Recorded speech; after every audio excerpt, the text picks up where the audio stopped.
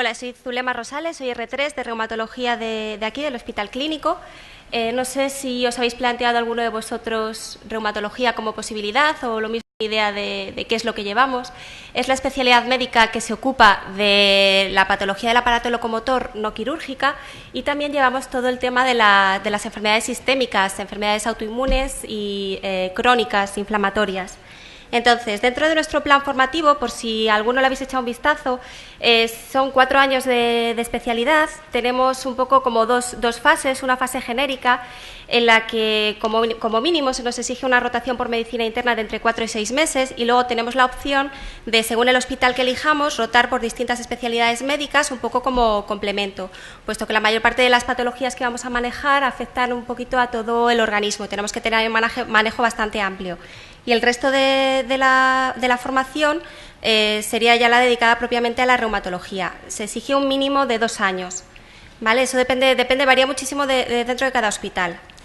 Es una especialidad muy clínica, pero que también tiene una parte de técnicas y de hacer manos, por decirlo de alguna forma.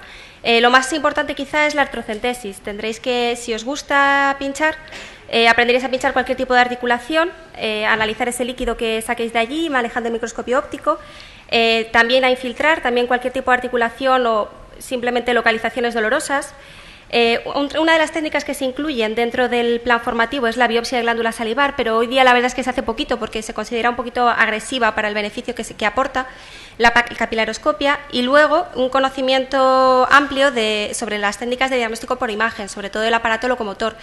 Os pongo aquí la ecografía resaltada porque como tal en el plan formativo está incluido simplemente conocer cómo se interpretan los datos de la ecografía, pero la verdad es que hoy día se está implantando muchísimo dentro de las consultas de reumatología tener una consulta específica solo de ecografía de nuestros pacientes o utilizarla a diario en la consulta todos los días pues para guiar punciones complicadas como puede ser la de cadera o simplemente para aportarnos más informaciones. Al ser una técnica muy dinámica, como tal no está incluida en el plan, pero está en ello. Entonces, respecto a esto del ranking que hablábamos, ¿no? que habéis estado hablando en otras especialidades, la verdad es que en reumatología resulta muy difícil hacer un ranking. Hablando de hospitales del mismo nivel, la verdad es que os da exactamente igual uno que otro, así a grandes rasgos. No hay como tal ni unos criterios de calidad ni nada que podamos aplicar. La decisión que toméis va a ser más basada en quizá causas o motivos personales. Puede ser tan válido el que me pilla cerca de casa o pues porque tiene algo en concreto ese hospital que os atrae más que otro.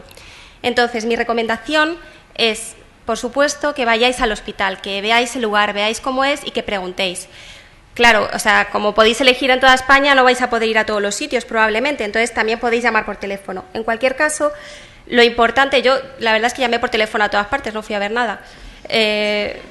Lo que sí que me dijeron y me ayudó bastante es qué cositas podía preguntar que fuesen importantes para la reumatología. Y ahora que llevo ya, yo soy R3, llevo 2 años ya en reumatología y más o menos me estoy empezando a enterar, os puedo decir qué cosas son importantes o se consideran importantes. Entonces, ¿qué tenéis que preguntar en concreto de reumatología?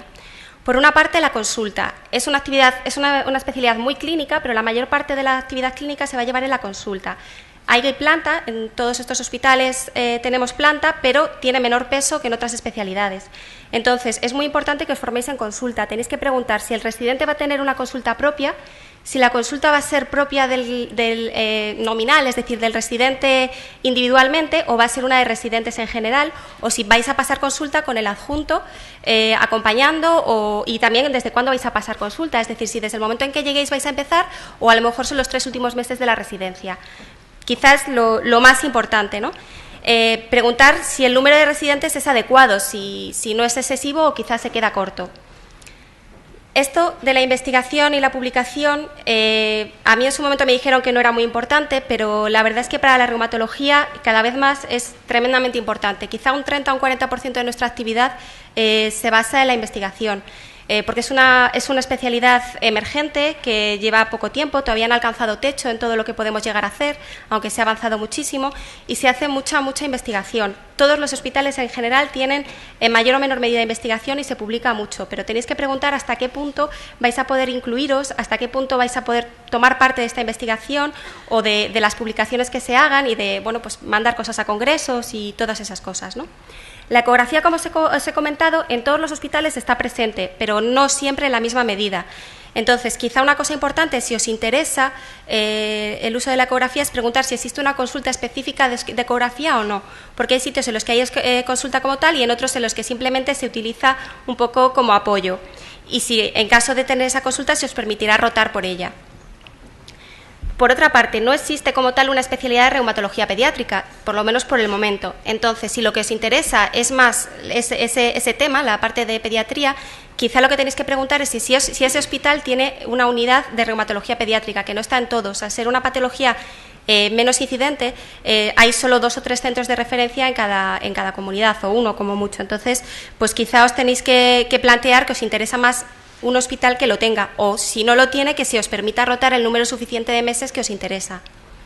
Si se hacen sesiones, qué tipo de sesiones, con qué frecuencia. Y por último, las guardias, porque las guardias son una parte muy importante de la formación. Con ellas vais a aprender, lo vais a pasar bien y lo vais a pasar mal. Entonces también es importante saber cómo son de duras, si se libran o no se libran, pero sobre todo cuántas hacéis y de qué.